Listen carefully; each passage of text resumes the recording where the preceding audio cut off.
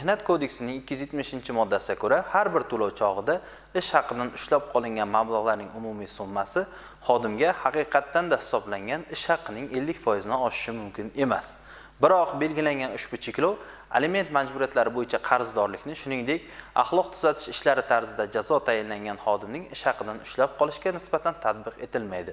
Bunday hollarda jazodan va aliment majburiyatlari bo'yicha qarzdorlikdan ushlab qolish miqdori xodimga haqiqatdan da hisoblangan ish haqining 70% dan oshishi mumkin emas. Yuqorida qayd etilganlarga ko'ra, ishxonangizning xatti-harakatlari qonuniy.